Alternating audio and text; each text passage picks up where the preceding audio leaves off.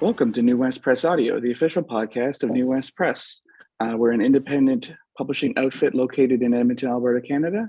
My name is Matt Bowes. I'm the general manager here. And with me today is Niall Howell, author of the new novel, There Are Wolves Here Too. How are you today, Neil? I'm doing well. Thank you. How are you? Yeah, can't complain. It's nice out. We've it's been the past 2 months have been really hot, and it's a little bit colder now, so it's kind of just in that sweet spot. Yeah, it is a sweet spot. I was telling you before we got started too, the smoke from BC is pretty present here in Calgary. So I made the mistake of going outside for a little bit today, and it's like congestion city right here. So bear with my voice. Well, I don't think our listeners will hold it against you. Hopefully not. So your new novel, There Are Wolves Here Too, I would say is a departure from your last one. It's got some themes in common, but it's if you were expecting another clown story, this one is not. Do you want to let our audience know what this new one's about? Yeah, for sure. It is a departure from my first novel. The first novel, Only Pretty Damned, is a noir story that's really inspired by a lot of the golden era of pulp: James M. Cain, Raymond Chandler, Jim Thompson, and it takes place in 1951, traveling circus moving around North America. This one is quite different. So this one takes place in 1997, and it is, I think, more than anything else, a coming of age story. I did still want to have noir and a little bit of horror undertones in this one as well. And I think that is still my wheelhouse, if you're allowed to choose your own wheelhouse. I'm not sure if that's something a person can actually do. Well, you don't want someone else to choose it for you, so you might as well do it yourself. Yeah, no, that's true. That's true. So I'm going to make the claim right here. This is also still a noir story, but coming of age. I agree. Yeah. Okay, good. We're on the same page then. That's good. I question it. Maybe that's why I'm harping on it so much, but I'm insisting. It's like an album where you like an artist will do a follow-up album, and it's like, no, I'm still staying true to my roots here. Is this the difficult sophomore album then? Is that what you're saying? Yeah, exactly. Yes, It is exactly that. This one takes place in 97, and it's coming of age story. So it's about a 13-year-old boy who lives in a small Albertan city. And he's one of the last people to see one of his friend's sisters before she vanishes. So it's about the rippling effect that has on a fairly tight-knit community, the impact that it has on the young boy, my protagonist, Robin, and just the sort of things that it unearths about fellow citizens and about the boy himself. So like a lot of coming of age stories, it's that revealing of the self to the self kind of story. I think there is definitely a current of noir running through it too. Yeah. So in your day job, when not writing dark stories at home, you're a teacher. And I was wondering, did you mind any interactions with real life children at work for this book? That's an awesome question. The answer is a hard no. I didn't do that, but I did. I mean, I think I was, and you and I think are kind of around the same age. So a lot of it was pulling from childhood, like even just in terms of interactions or the way people spoke. In terms of how my career impacted it, though, I think that the fact that I've been reading a heavy dose of coming of age stories day in and day out for it's my 7th year teaching, it really made an impression on me. So reading like Lord of the Flies, no joke, like 20 times. A lot of Alice Munro short stories that have to do with coming of age, very Canadian coming of age as well. Catcher in the Rye, all those classics, the stuff you learn in high school. I started to see similarities and themes and motifs that I thought were kind of a cool overlap with noir. So for example, a lot of the coming of age stories that we've read have that sort of, you're taking off the rose-colored glasses of childhood, and you're forced to confront these sort of dark truths about the world. So you're no longer seeing things in those sort of strict black and white terms, but it's the acknowledging of, I think, a gray area in maybe a place that you looked at or a person you looked at in under as being very idyllic. And I thought that's really noir, and it reminded me of even the stuff you'd see in Chandler, certain James M. Cain books too, where you look at, say, Philip Marlowe, for example, and he's constantly forced to confront these dark truths about his world, and they leave an impact on him. And I think that's one of the reasons that characters like Marlowe have longevity to them, is that they don't come out of these experiences unscathed. So I just thought that was a cool intersection, and I think that was the germ of the idea and the connection between career and the stuff that I create. Yeah. Interesting.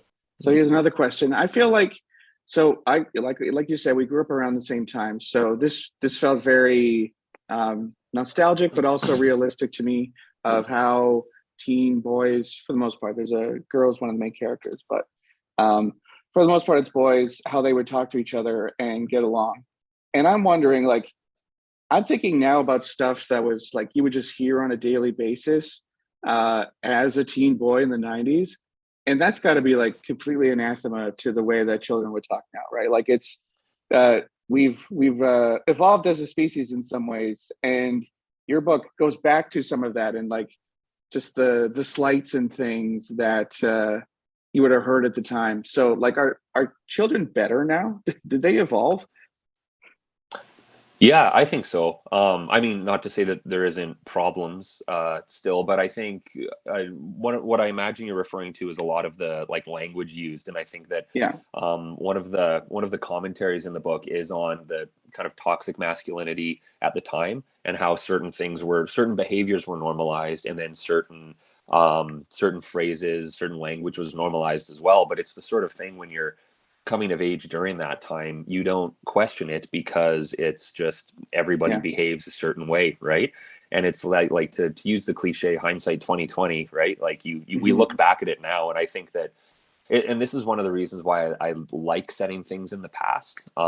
We can't judge it by today's standards, but I think it's Yeah. interesting to kind of pick apart and try to understand it. I don't try to go really heavy with any sort of social commentary, Yeah. but it was just interesting for me to revisit that mentality and look at it through the lens of, well, not 2022, because it took me a couple years to write it. I started writing this in 2019. But yeah, to look at things that were normalized in the past through the lens of today was a interesting experience. And then I don't know if you ever find this when you're reading something nostalgic, but the things that were unearthed while you were thinking about it too, like certain I thought I was digging a hole that was a couple feet, but it was like a full trench kind of thing. Yeah. Know what I'm saying? Oh yeah. No, like go into the video store. It was interesting when we were working on this book with your editor Claire. It was kind of, so there's been a big resurgence in 80s stuff. Specifically, I'd say Stranger Things is really pushing it on, and a lot of horror movies have been set in the 80s. But the mid to late 90s, so the main characters in this, they like, the Friday the 13th movies and stuff, which is definite 80s nostalgia. But I think watching them on a video that you got at the video station or Movie Matters, that was the one I went to, and then also playing like GoldenEye or something, that does kind of reflect something that was going on then too, because we also had the 80s back then. You couldn't really escape it. And there was new stuff as well, but it was so omnipresent that you couldn't always get away from it, especially if you were a kid who liked slasher movies or horror. Like that was a real golden age for that. And you were kind of not forced, but that's, if you wanted to be a kid who got into that sort of thing, you did have to get into the 80s stuff. I find it Yeah. interesting with my partner. She grew up with a lot of older siblings, so I would classify her as an 80s kid, basically, even though we're the same age, just because she was super into He-Man and She-Ra and, Fraggle Rock and stuff that I thought was maybe a bit too old for myself, but it was always there. I just didn't gravitate towards it. So what I liked about your book is that it's showing that even in the 90s, when, we didn't have all the culture available at the snap of a finger like we do now, you were still kind of immersing yourself in old stuff, watching old movies on TV, watching old TV shows. Like it was always there, and I almost think was more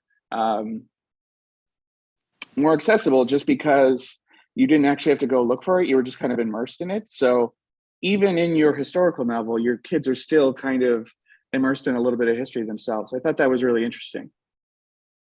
Yeah, I think in my experience too, that was something that was pretty common during that time as well. And I think with slasher movies and certain staples that were very 1980s, uh, they really bled their way into 90s culture through, like, you just see them everywhere, like whether it's Friday the 13th or Nightmare on Elm Street or just those like serialized slasher films. There's always ads for them in comic books, or you would Mhm. see, you'd be channel surfing one day and you'd see the movie of the week on whatever late night channel would be one of the Friday the 13th films. So you're aware of the Mhm. characters before you've seen any of the films. And when I was at that age, watching them almost seemed like a rite of passage Yeah. as well. Plus, it was very enticing. If you liked one of them, the fact that there was like 10 of every Yeah. movie, it's like, oh, Why sweet. not? Well, my next 9 rentals are chosen for me. Yeah. Yeah. It also doesn't hurt that a lot of our culture at that point was very self-referential and ironic. So, like, if you liked slasher movies in '97, you would probably be watching Scream, which is a throwback to the slasher movies of the '80s. So, kind of the Mhm. '90s kids were kind of in that permanent nostalgia phase that I think we are in now. Like, we were kind of the tip of the spear on that one because things just didn't go away, you know? Yeah. No, You would have totally. you would have Um, assumed that, earlier on it would just be harder to get at things, but the omnipresence of TV and later on having satellite. I mean, my God, I had Bravo and I could just watch every slasher movie every night, and like it was crazy. So I think your characters are kind of in that mode in which nostalgia is always around, and you can feel nostalgic even though you're 13. no, totally. Yeah, totally. Yeah. So, do you think a child nowadays, well, I keep saying child, but like a teen nowadays, maybe one that you taught, would they like this book, or would it feel alien to them for these reasons? Like, is it has the teenage experience shifted so much? Do you think that they wouldn't get it, or would they think like have teenagers really changed that much, or would they be able to identify themselves in these kids? I think there's a more widespread social consciousness on the one part, and I think that, like, Which I is great. We noticed need I that. didn't start. We It definitely is, need no, that. it's Yeah, it's so much better than inspiring, and what I we didn't had. start. Oh yeah, 100%. And I don't want to be like the crotchety Yeah. old, not that I'm that old yet, or maybe I am, I don't know. By a kid standard, I'm probably ancient. But I don't want to be that, like, oh, this we had it so much worse back when I was younger or anything like that. But like, Hmm. I think that people are a lot more that I didn't start teaching till I was 30. So coming back to it and having that amount of time that had passed since I was a teenager myself versus when I started teaching, there was a very clear shift that I saw almost right away. And again, not to say that we're not without similar problems, and then also a whole host of new problems. I mean, teenagers deal with so much right now, but I was really happy to see that there had been that notable change. And then at the same time, I think that they do have an appreciation for things from different eras. Now, that being said, I mean, high school English can be a tough sell. I'm not saying that I haven't had to, you know, fight the odd battle about putting your cell phone away or whatever, but Yeah. by and large, I think that there is a resonance in things from the past, and it's not the tough sell that I thought it would be. Hmm. And last thing I'll say on that too is, if a student ever asks me if they should read my book, I always just say yes when you're over 25. So I'm not like going around selling Yeah. copies off my desk or anything. I'm like, yeah, pick one up when you're in your late 20s or mid 20s. Yeah. When you have literally no authority over their lives anymore. Now you can read my book. Yeah. Yeah. Yeah. Man, like Lord of the Flies felt so dated when I read it in the '90s. I can't even imagine now. It's got to feel like something a dinosaur wrote. Yeah, oh yeah, totally. Yeah, that's a funny one too, because I unabashedly love Lord of the Flies, but I Hmm. think it's a very divisive book. And I know that there's some people who, after reading it, are just like, oh my gosh, talk about a pessimistic worldview. Why would you Yeah. subject us to that? And then there's the other half of the room that's like, oh no, this is totally what would happen. It's Hmm. very, people are either one camp or the other. Yeah. Yeah. They're piggies or whoever the main guy was. But um, Yes, Ralph. Ralph, right? Yeah. So thinking more about the horror elements in this book, something that, well, and also the way that kids these days are different. I was thinking that access to cell phones has really, I think that's been the game changer in so many ways in culture and stories, just because like fully half of the situations that happen in this book could be resolved very quickly by a cell phone call or a text. So it's it Yep. narratively, it really makes it a lot harder to write books these days where there's like tension and you can't do the classic horror movie. Oh no, we don't have reception here. That fixes it. Yeah.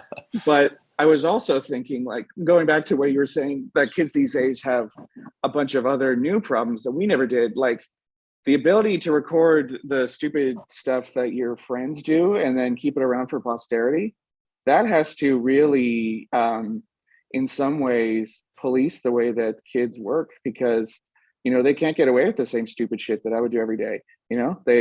They would be immortalized and, put on TikTok and dissected and, so cell phones, are you pro or anti?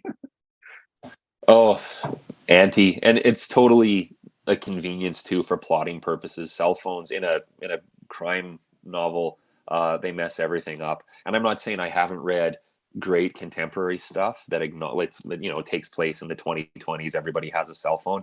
I just Yeah. don't think I was the person to write that story right now. I wanted to go back.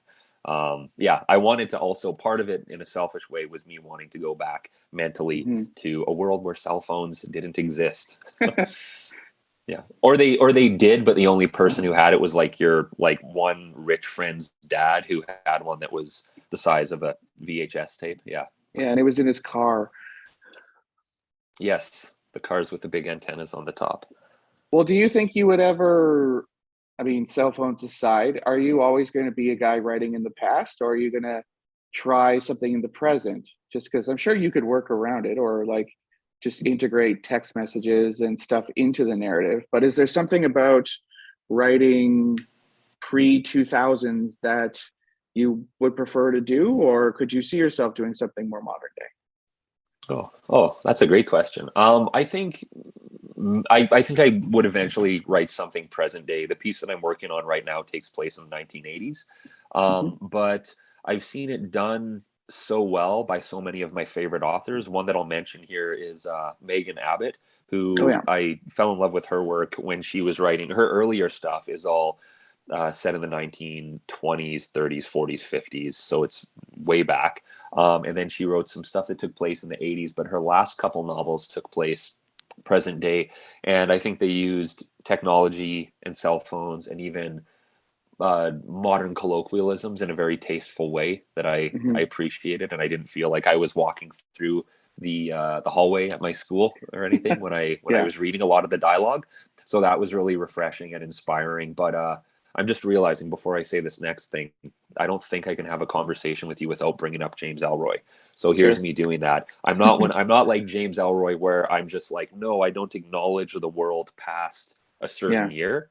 I just think I enjoy looking back on certain eras because I think, especially if it was an era that I've been alive through, there's Mhm. certain aspects to it that I can't understand until I'm removed from them or until there's a degree of distance from them. Yeah. Yeah. For podcast listeners who's not aware, James Elroy is like one of the great masters of American crime fiction. But in his home life and in his fiction, I don't think that. I think some of his early ones might have been in the '80s, but his good stuff probably stops around 1970, right? And they start in the Yeah. '40s and work their way there. And he does a great examination of the first half of the American 20th century. But he said many times that like he just can't get past like Nixon. That's as far as his imagination will let him travel. And obviously he has to go to the grocery store and stuff, Yeah. but he's been able to insulate his life in such a way. Like I think his agent kind of handles a lot of his correspondence and stuff, and he's allowed to sit at Yeah. home. And I think the last time I saw he was in Colorado, but he's an LA guy. And he's able to kind of distance himself, but the rest of us mere mortals can't.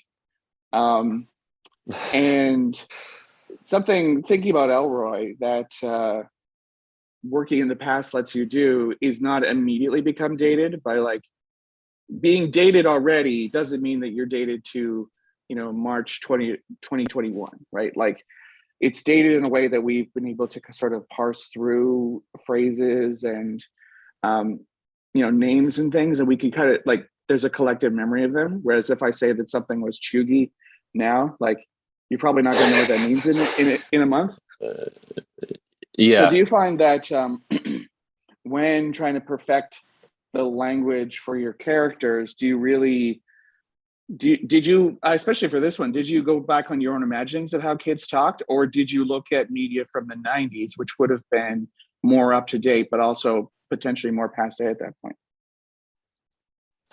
For me, it was mostly my own memory of it, and this Mm-hmm. was also too where having an amazing editor came in as well.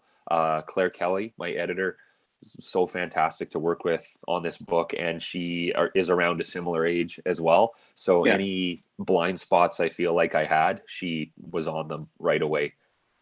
Yeah. Yeah. So yeah, I think that's the smart way to do it too, because people who live through that will remember basically around the same stuff as we do, but it's not laser focused Yeah. on an episode of Saved by the Bell or something that would have had very up to Yes. date for that time fashions and phrases, but immediately would have become dated the next week. So yeah, it's best to rely on the Yeah. collective unconscious, I think. I think so. I will say for the piece I'm working on now, because I was born in '85, so the piece I'm working on right now, uh, at a snail's pace, takes place in '89. So I wasn't exactly submersed Hmm. in the culture at that point.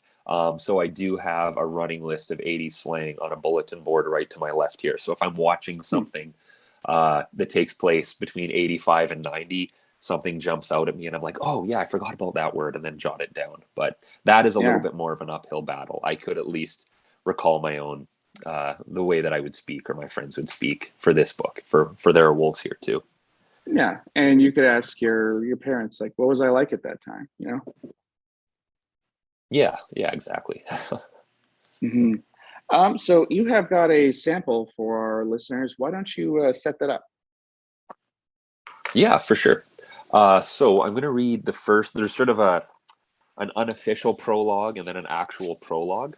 So it's just the very beginning of the book here. And the story is, even though it takes place in 1997, it is told in hindsight. So we're getting the protagonist is a 13-year-old boy, but it's an adult recalling his experience as a 13-year-old boy. So yeah, I'm on the very first page of the book here. So this is the unnamed prologue. We'll call it Prologue 1. The hardest things to lose are the ones you don't know you can. The things you don't think of as things because they seem to exist somewhere beyond everything else. They're ingrained in your world, which makes them different from all that other stuff you worry about losing. When I was a kid, I'd worry about misplacing my homework and having to redo it. Or I'd step over a storm drain and worry about my house key somehow leaping out of my pocket and diving between one of the voids in the grate, leaving me stranded in my backyard until my parents came home. I'd worry about someone breaking into my locker at the pool, reaching into the pocket of my balled up jeans and nabbing the 10 my grandma gave me for my birthday. Don't spend it all in one place. Gone before I could spend any of it in any place. Before I'd lost anything real, that's what I'd worry about. Stuff. Things that, when you got right down to it, were pretty meaningless, pretty replaceable. But I'm older now, and I know better. I know that the hardest things to lose are the ones you get so used to having, you don't even think about them. Like tap water. You twist the handle, water shushes out from the faucet and into your glass, and you don't spend 1 second thinking about how lucky you are to have it at all. It feels so natural that it doesn't even warrant thought. Time, feelings, people, they're like tap water. You get used to thinking they're somehow permanent. But you can only believe that for so long because part of growing up is realizing that everything can be taken away. It can all dry up and vanish overnight. And the next morning, when you turn on the tap and get that awful wheeze empty pipes make when they're trying too hard, you'll hate yourself for not being more grateful back when you had so much you didn't even have to think about it. Yeah, I'm older now and I know better. And I realize that makes me lucky because not everyone gets to be that. Older, I mean. Not everyone gets to be older. Prologue. Haddington Springs' identity crisis began long before I was born. Confusion started the moment ground broke, was the often invoked expression, usually by seniors or teachers at the beginning of a lesson on local government. On paper, it was a city. We had our own police force and we had a transit system. Both were very modest. Transit was 6 bus routes and no fancy sea trains like the ones that zipped passengers around Calgary like tokens on a snakes and ladders board. But they existed, and that counted for a couple of ticks in the city column. We also had a rec center, a big-ass mall with a big-ass movie theater in it, and our own TV station, HG3. We only ever watched the local news. The rest was fluffy community junk and cheap ads, but we had it, so homegrown Napoleons who kept score would take it. Tick, tick, tick, tick. We were a city. But to outsiders, Haddington Springs was a town. We had our one Boston pizza, and it was general consensus that if you slung pizzas there for more than 6 months, you'd be a local lifer, and you'd either be pregnant or impregnate someone before your 20th birthday. Other ticks in the town column included the fact that no parking meters were to be found in Haddington Springs, even on Main Street, and that our local mascot, a cowboy named Haddington Henry, was memorialized not only in bronze but also on the gym clothes of all the students at Haddington Springs Public High School. And if you drove to the east edge of the city at night, you could see the bright lights of Calgary glinting in the distance. They were beautiful and glamorous by comparison, and they were just grand enough to make you feel tiny. We were our own lonely little asteroid, floating somewhere just shy of the gravitational grasp of something much bigger. More than anything, though, I think Haddington Springs felt like a town. And the feeling wasn't because of a lone Boston pizza or a lack of parking meters. That feeling came from elsewhere. Part of it might have had to do with the way everyone seemed connected somehow, bound together by sticky little threads. Like a spider's web, there were times you only saw the threads when the light hit them from the right angle. But there were also those times they couldn't be ignored, when you'd feel a strong tug from someone wiggling around on the other side of the mesh, and their vibrations somehow became a part of your own. It wasn't quite the case that everyone knew everyone, but it's fair to say that most people knew of most people, by sight at least. You couldn't go anywhere without seeing a familiar face. Not necessarily someone you knew well enough to talk to, but at the very least, there'd be a recurring background extra in the movie of your life. This interconnectedness made the city feel not just closed off, made it feel closed in. Even though there was no shortage of open space, Haddington Springs felt constricting. And I don't think it ever felt more constricting, more suffocating than August of 1997, the summer that little Catherine Hillerman went missing near the ravine. It sure felt like a small town then. All right, so those are my 2 prologues, and then things kick off from there. Yeah, Robin's a very hard done by guy. So that was a sample from Niall Howell's There Are Wolves Here Too, which is available in stores and online now. Go get it. That's all I got to say. Anyway, this is Matt Bowes from New West Press Audio signing off.